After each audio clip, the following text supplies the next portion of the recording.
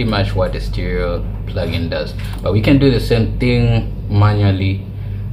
And what you have to do first is you should have two takes of the same thing that you're trying to create the stereo effect on. So you should make sure you record yourself twice. Take as many takes as you can, but you have to make sure you pick those takes that are pretty much close or identical to each other. So for example, so that you can create some kind of like a duplicate track.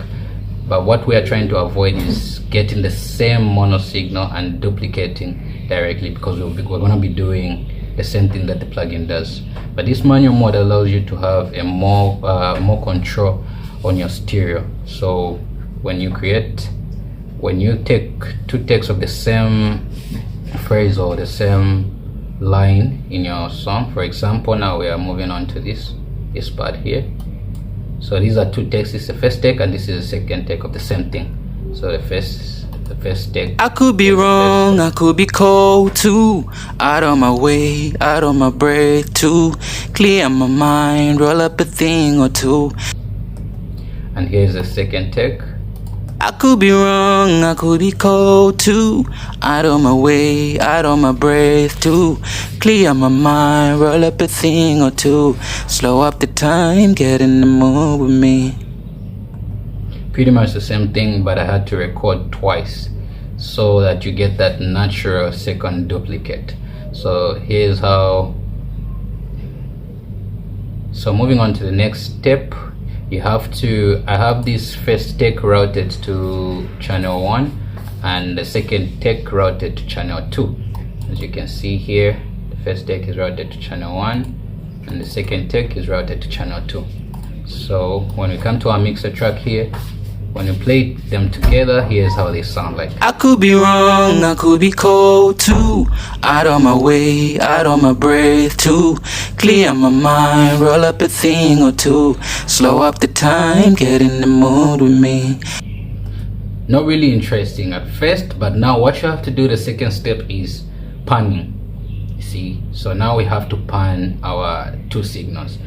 We have to pan the first take to the left and the second take to the right, or you can do vice versa, whichever you want to.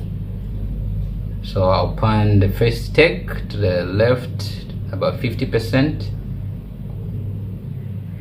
Okay, let's get it 50%, and the second take to the right 50% too.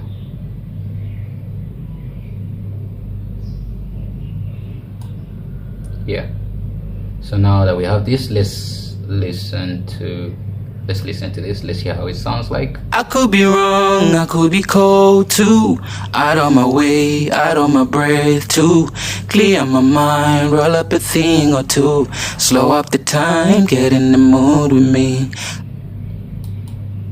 So much big difference. I mean, this creates, this natural depth.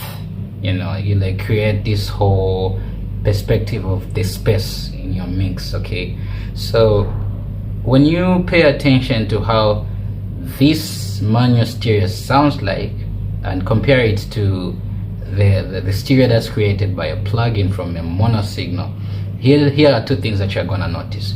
The first thing that you're gonna notice is that the manual stereo, where you use a duplicate as a second take duplicate, has more, because pretty much there are two takes, so it has more body to the overall sound of the take, you get me? But then when you compare it to the one that's being stereolized by a plugin, it pretty much sounds thin and not really interesting. So here it is. This is the manual one. I could be wrong, I could be cold too. Out of my way, out of my breath too. Clear my mind, roll up a thing or two. Slow up the time, get in the mood with me. And here is the one down with the plugin. I could be wrong, I could be cold too. Out of my way, out of my breath too. Clear my mind, roll up a thing or two. Slow up the time, get in the mood with me. So I don't know, you guys let me know in the comment section. Let me know which one you think sounds better.